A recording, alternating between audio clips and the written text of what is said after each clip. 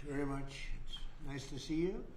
And today we're announcing the creation of the U.S. Strategic Critical Minerals Reserve, the first ever stockpile of critical minerals that you've been hearing so much about. We have the greatest experts on earth behind me for civilian use in times of emergency. We're pleased to be joined on this occasion by General Motors CEO Mary Barra, who's setting records, huh? I hear you're doing unbelievably. 24 hours round the clock, your factories, and you're building brand new factories. Amazing. Great job, Mary. Of course, it helped that you have a president that knows what he's doing. But it's a great job. Proud of you. As well as founder and executive co-chairman of Ivanhoe Mines, Robert Friedland. Thank you, Robert. Thanks as well to Secretaries Marco Rubio, Scott Bessent, Doug Burgum, Howard Lutnick, and Export-Import Bank Chairman John Yovanovitch, along with Senator Bernie Moreno and Congressman French Hill and Bruce Westerman. Thank you all. Thank you, French. For years, American businesses have risked running out of critical minerals during market disruptions. Today, we're launching what will be known as Project Vault to ensure that American businesses and workers are never harmed by any shortage. We don't want to ever go through what we went through a year ago. Just as we, although it did work out, thank you. Just as we have long had a strategic petroleum reserve and a stockpile of critical minerals for national defense, we're now creating this reserve for American industry so we don't have any problems. This historic initiative will combine $10 billion in export-import bank financing with $2 billion in private sector financing, and we even expect the American taxpayer to make a profit from the interest on the loan used to start the Project Vault. It's an amazing thing. They've been talking about it for years. Other presidents did a lot of talking, but they didn't do anything. Over the past year, my administration has taken extraordinary steps to make sure the United States has all of the critical minerals and rare earths that we need. We're investing in mining projects, we're expediting federal permitting. The federal permitting, and a lot of it is Lee Zeldin, who's been fantastic, but federal permitting is such a big deal. And we're doing that. The permitting of mines and signing major critical mineral deals with countries from all over the world, and we're getting along with all of them. Every one of them, they want to be in the proper position. We're working very well with countries from all over the world. Today, we're building on these achievements with this vital new reserve. And now I would like to ask EXIM Chairman John Yovanovitch to say a few words, followed by our friends from business and Congress. We'll go over that. But we have some great business leaders, the best, here today. And John, if you would start it off, that'd be great. Yeah. Thank you. Thank you, Mr. President. The President gave us a very clear directive.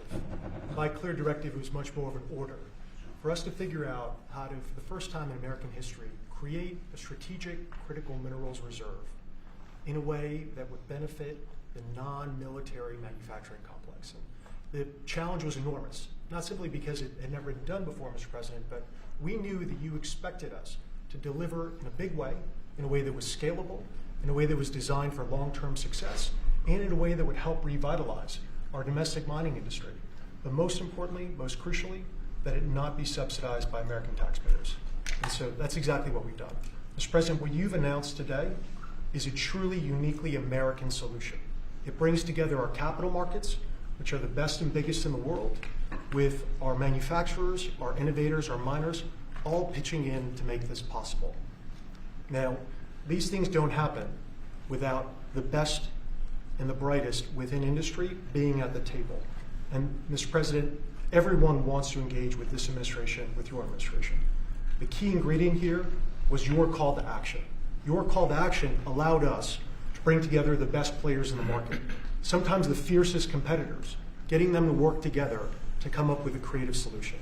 Now, in addition to our great team at the Export-Import Bank, who worked around the clock, led by Brian Greeley, Jeff Wilson, Sarah Whitten, many others, we benefited from having the biggest manufacturing CEOs, the smartest market players at the table, all looking to solve this problem. So what we have with Project Vault is marrying the capital solution with what we need when we need it most. And the best part about it is that the American taxpayer will earn a return on financing the first ever strategic critical minerals reserve in history. And we thank you, Mr. President, for allowing this to happen. All of the people around us today help make it possible. Our cabinet secretaries, our top CEOs, their teams, top market players, whether it be GM, GE Vernova, Boeing, Clarios, Google, Mercuria, especially Brian Fallick, Hartree, Traxxas, our friend Robert Friedland. All of us work together, Mr. President, to deliver this for you, and for the American people, so that manufacturers and workers all across the country can rest assured they'll have what they need when they need it most. So, And you're covering everything with this. We're not just doing certain minerals and rare earths. We're doing everything. everything on the critical What list. about magnets? We're focused on the critical raw materials, and we anticipate that led by our great manufacturers, will help breed even more solutions. Great job. Thank you Mr. very President. much. Secretary. Doug Burgum, please. Mr. President, again, I want to echo what John said, which is a great thank you to you. You've set the direction, and when you took office, you've done more in the last year for mining and minerals in our country, perhaps than any president in history. Just like drill, baby, drill, you said mine, baby, mine. And what's happened in our country is you've led us through deals with equity deals for the first time. The United States of America is driving equity deals to help sustain and balance this market. You unlocked Alaska with the Amber Road project. That opened up over 1,700 mining claims in Alaska. And of course, on beautiful clean coal, we've got critical minerals that are co-located with that coal, and we've unlocked that. The Biden administration did 0 coal leases during the last 4 years. You've done hundreds of millions of tons of coal leases. That's going to help drive electric prices down in America. Permitting, you mentioned this in your remarks. There were some permits that had lingered for 29 years. They got done in 4 months last year under your administration. And under your emergency authorities, some of these permits got done in as short as 12 days. You helped create a club of nations to help balance out the fact that we didn't have markets that were functioning around critical minerals.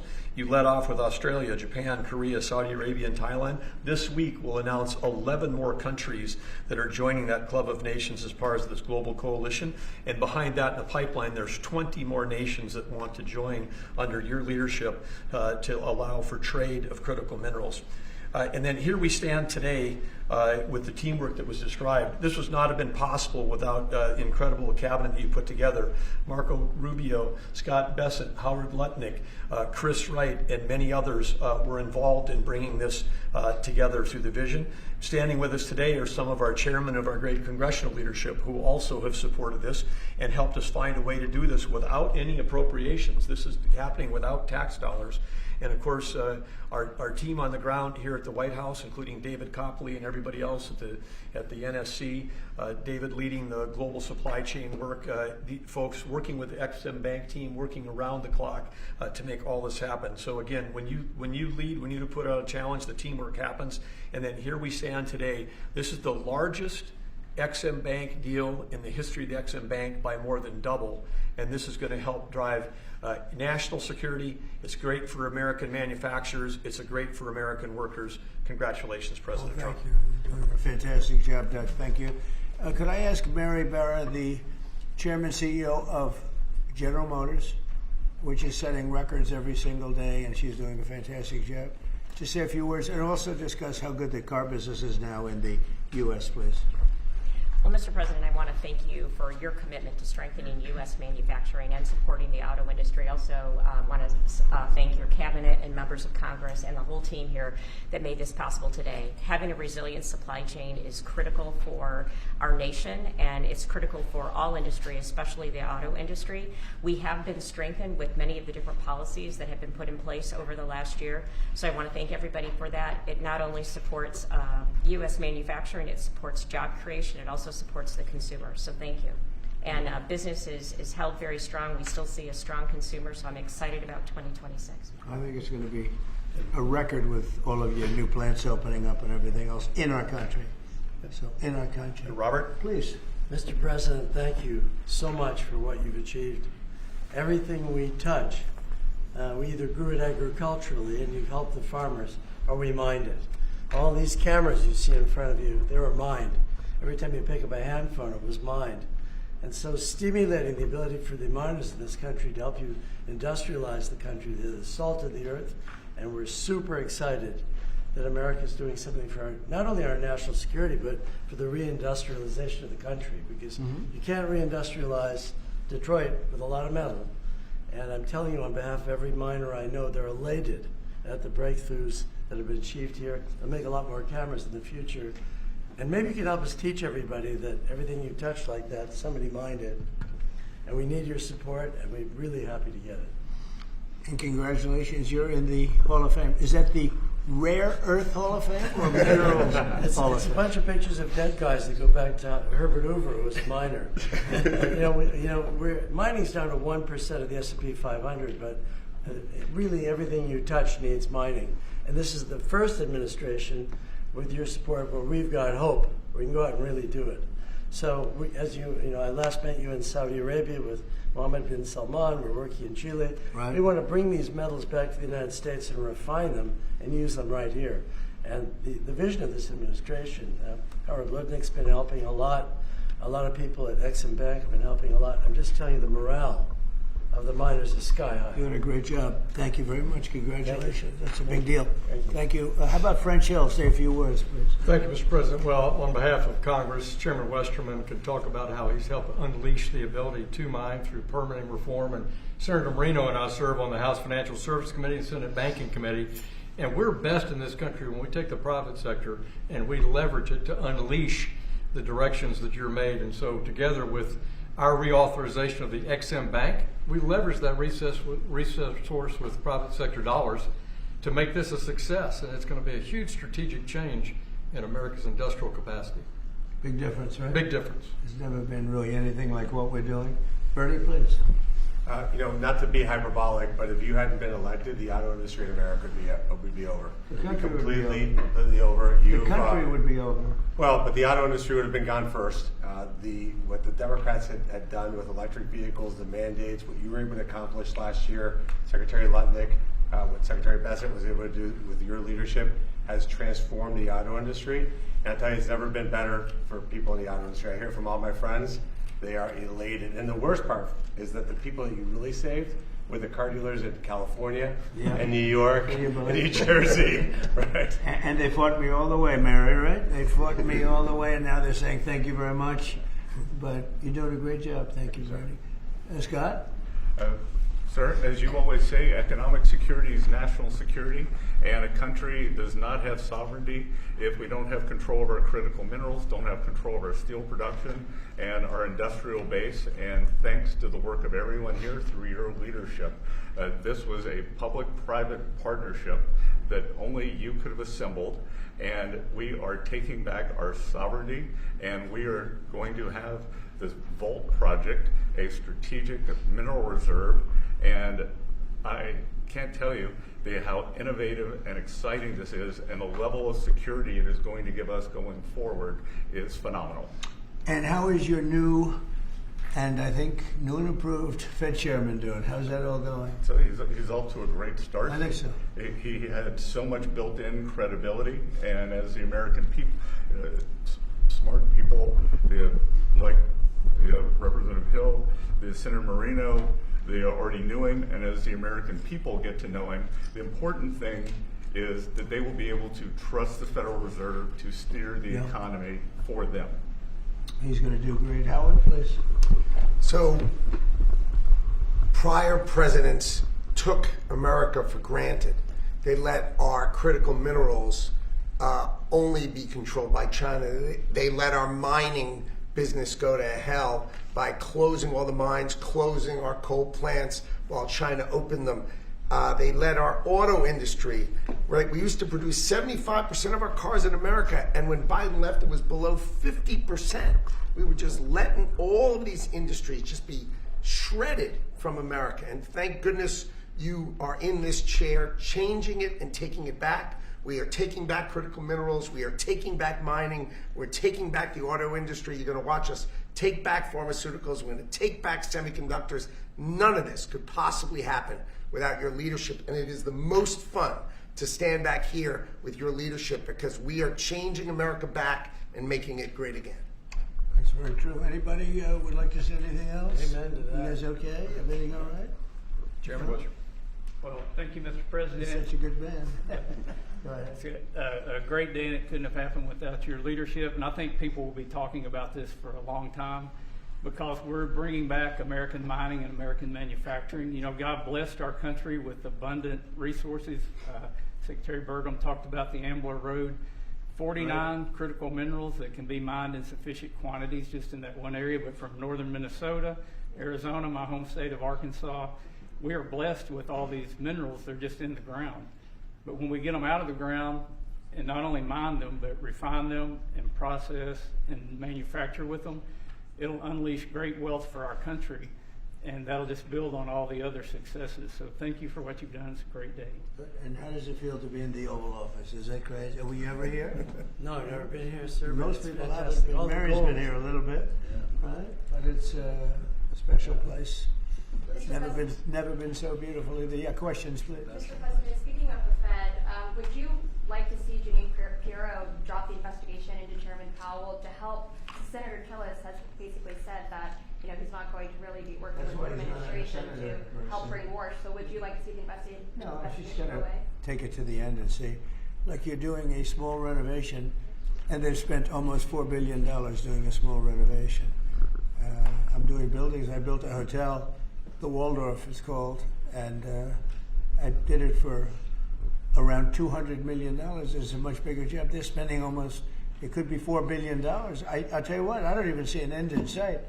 I feel badly for the new Fed chairman because he may not have an office for 4 years. I don't know what these people are doing. So it's either gross incompetence or it's theft of some kind or kickbacks. I don't know what it is, but Jeanine Pirro is incredible and she'll figure it out. But no, you want to take it and just find out what happened because we can't go around doing a renovation of a small little complex, very small, couple of little buildings, and spend billions and billions of dollars on it. Something went wrong. We have to find out what it was. Yeah, please. Mr. President, thank you. Speaking of renovations, you announced you wanted to build a new and spectacular entertainment complex at the Kennedy Center. Right. Do you plan on tearing it down, and how much will all of the renovations cost? Probably around $200 million.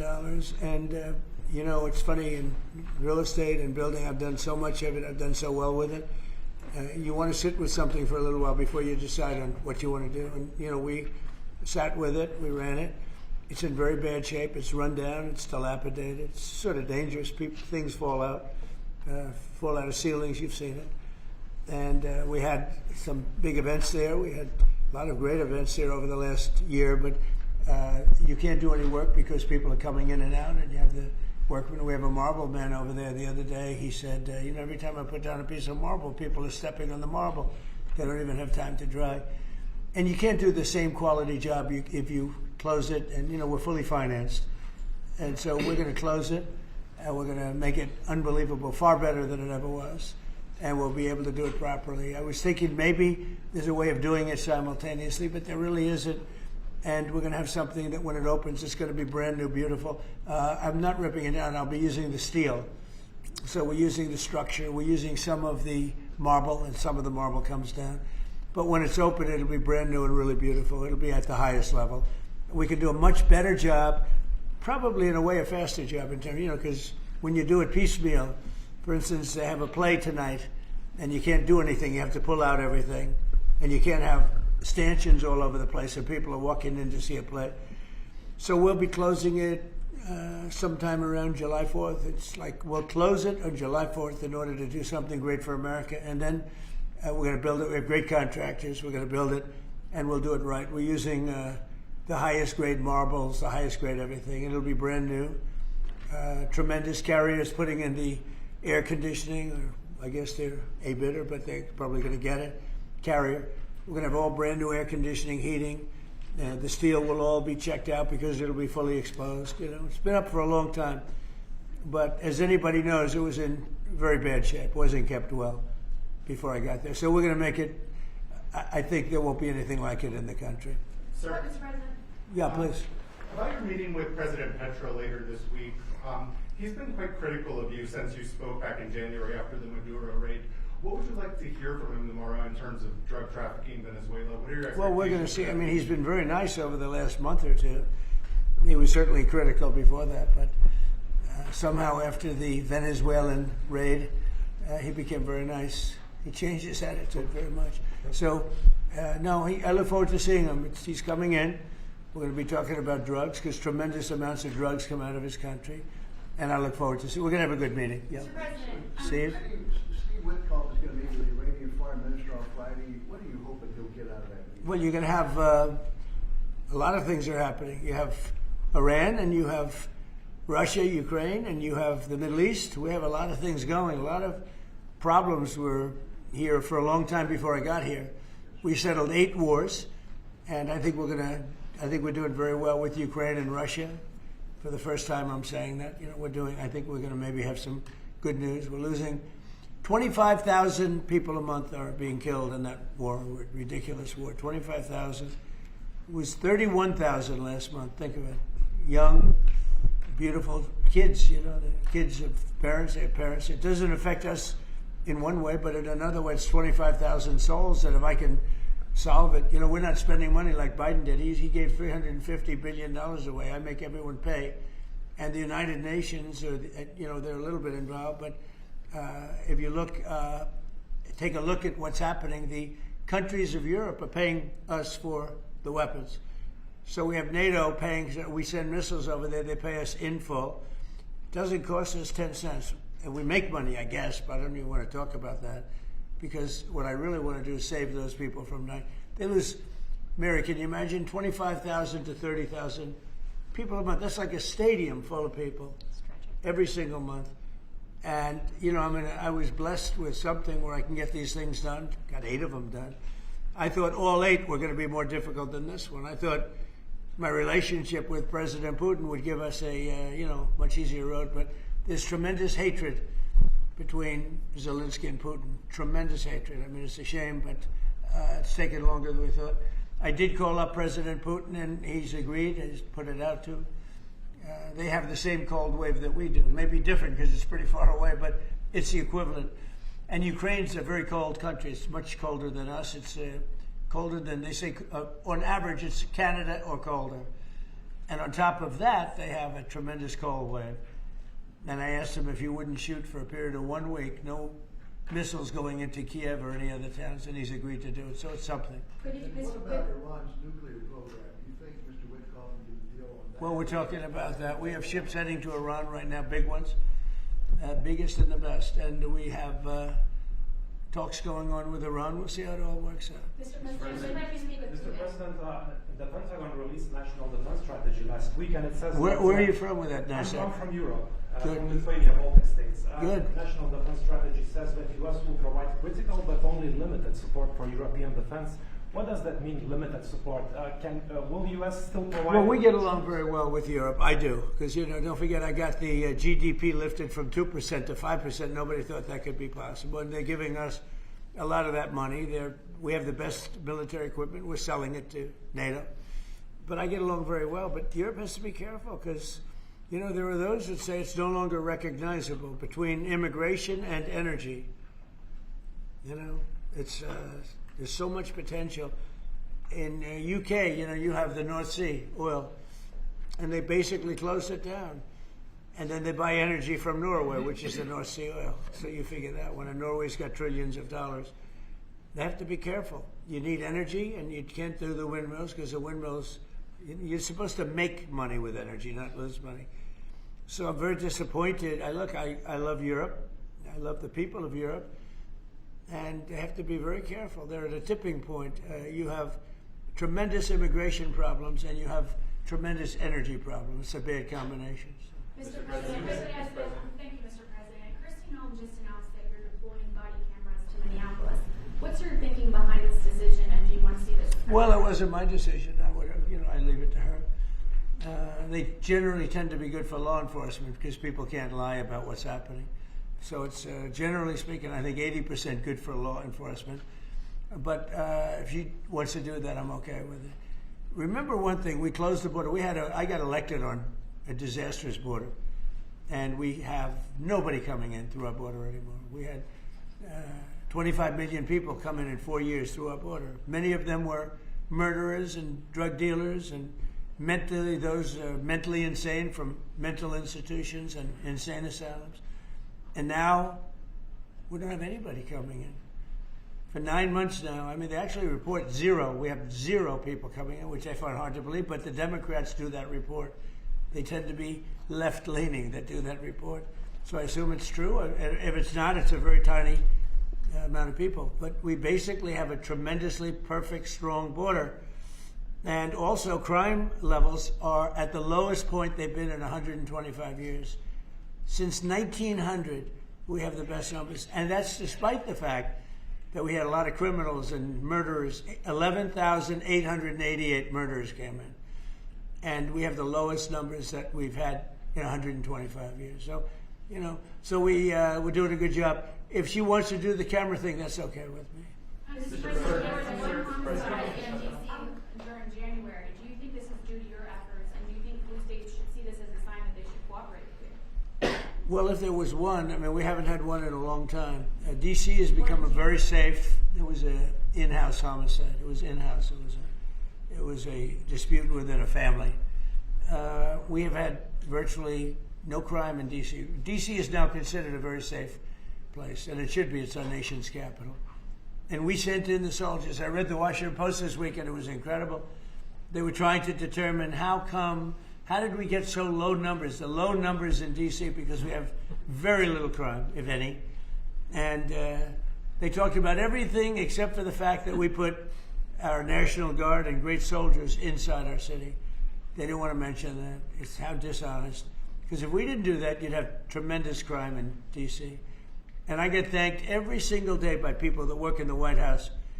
People, young ladies, men, they come up, thank you, sir, for making D.C. so safe. They walk to work now. A year and a half ago, they wouldn't have walked to work. They would have been killed or mugged or something would have happened to them. So it's, it's a great honor, but you got to read the story in the Washington Post. They do it. Crime is way down in D.C. Now, what's the reason for it? The reason for it is we have very big, strong, good-looking soldiers standing around. And I think they make the place look better. But this is our capital, and we have a very safe capital. We had a very dangerous capital before. Yeah. Sir, yesterday you said you were speaking to people about Cuba to reach an agreement. What Right. sort of agreement are you hoping to reach? Is that with the Cuban government? Well, it's a What would you failed like to see nation from now, it? and they're not getting any money from Venezuela, and they're not getting any money from anywhere. It's a failed nation. Mexico is going to cease sending them oil. So I'd like to take care of the people that are here from Cuba. You know, we have many people that came from Cuba that were thrown out of Cuba or that fled Cuba.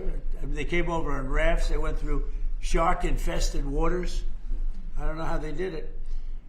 And it was many years ago. Many would like to go back. Many would like to at least visit their relatives. And I think we're at a pretty close point. We are dealing with the Cuban leaders right now. Mr. President, the Wall Street Journal reported that the royal family of Abu Dhabi invested hundreds of millions of dollars in your World Liberty Financial. Can you explain why you decided to take that investment? Was that a transaction? Well, I don't know about it. I know that crypto is a big thing, and they like it. A lot of people like it. The people behind me like it. My sons are handling that. My family is handling it.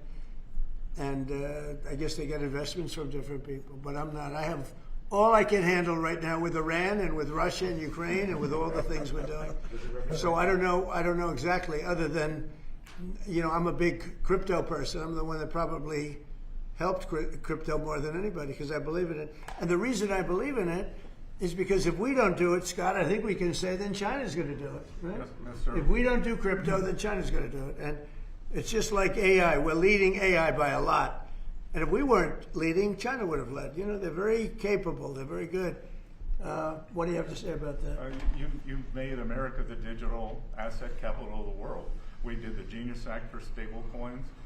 Many of the people standing up here are working on the Clarity Bill to I hope give that gets us done. market structure. Yeah. And we're bringing U.S. best practices to an exciting new industry, digital assets, innovation, and it spreads everywhere. So the U.S. And do you agree that if we didn't do it, China and others would, but China would? Oh, China would have had the lead, and then others around the world in terrible jurisdictions would have been doing it. And on Iran, sir, can you say what your threshold military action is? Well, I can't tell you what I'm going to do because right now, we have a tremendous force going there, just like we did in Venezuela, even bigger. And they'll be there soon, and I'd like to see a deal negotiated. I don't know that that's going to happen, but I mean, if I knew I wouldn't be able to, I wouldn't tell you. I'd be very foolish if I would tell you. But right now we're talking to them. We're talking to Iran, and if we could work something out, that'd be great. And if we can't, probably bad things will happen. Mr. President, on the government shutdown, Yeah, please. on the government shutdown, do you think there could be a resolution of this issue? And have you gotten I do. assurances from House Republicans? Well, I spoke with Speaker Johnson. I spoke with Leader Thune, and I think they're pretty close to a resolution. You know, we were at 5.6% GDP, and we lost 1.5 points because of the 42-day shutdown. Think of that. We would have been at 7. Nobody ever saw a number like 7. And I think, Howard, probably 1.5 points was the number, right? 1.5 for the shutdown. Exactly right. And it's very bad for our country. But despite that, we have the highest numbers we've ever had. You know, we're doing well. We're going right through it. But I will say that I spoke with Senator Schumer numerous times, and I don't think they want to see a shutdown either. Mr. President, are you going to sue Trevor Noah? Last night in a post, you alluded that something could be coming. Yeah, well, he said that. Ukraine. He said that I spent time on Jeffrey Epstein's island. I didn't. I mean, he's a lightweight. This guy. He's a terrible. I think he's terrible. I thought he did a terrible job at the Grammys. I thought the whole Grammys was terrible. I watched part of it. It's not watchable. But he was a lousy host. I'd say not as bad as Jimmy Kimmel, but pretty close. And no, he made a statement about me and Jeffrey Epstein. I have nothing to do with that. I have nothing to do with Jeffrey Epstein. And in fact, if you look at the DOJ, they announced, they released 3 million pages. It's like this is all they're supposed to be doing. And frankly, the DOJ, I think, should just say, we have other things to do, because that whole thing has turned out, I mean, other than Bill Clinton and, Bill Gates and lots of people that there are a lot of questions about it, but nothing on me. But it was even sort of better than that, because they found that Jeffrey Epstein and this sleazebag writer named Michael Wolff were conspiring against Donald Trump to lose the election. So Epstein was conspiring with a writer for me to lose the election. So right there, you know that I had nothing to do with this guy. But yeah, it's a terrible thing. The amount of time that's being wasted. You know, when Epstein was alive, like 10 years ago, nobody cared about it. But they're only doing it. But now it's really hitting back on them because Bill Clinton is such a big part of it. The Democrats are pushing it. And the problem is that it's turning out to be the Democrats that were with and conspired with Epstein. So I think you're probably going to see a little pullback from them. But think of it, they were working together to try and help me lose the election. But this is the Oval Office, so I guess that didn't work out too well. Okay, one more question. Mr. President, do you have an update on U.S. troop level in Europe? Are you planning any force reductions? Now, we have a great relationship with Europe. We have a great relationship with our troops. You know, one of the best things that I can say is that if you go back 1.5 years ago, so I'm running for election, they had the worst recruitment numbers in the history of our country. Nobody wanted to join the military, or nobody wanted to join the police. Nobody wanted to join the fire departments. We couldn't get anybody to be a proud member of our country.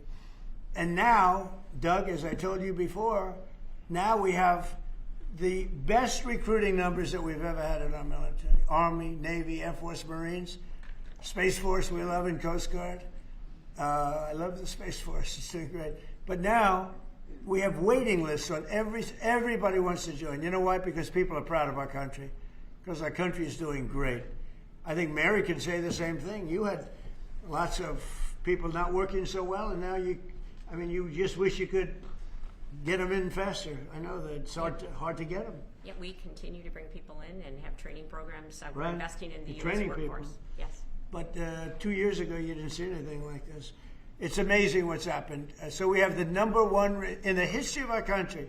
We've never had more people that want to join our armed forces than we do right now. And a year and a half ago, nobody wanted to join. They were embarrassed by our country. They were embarrassed by our leadership.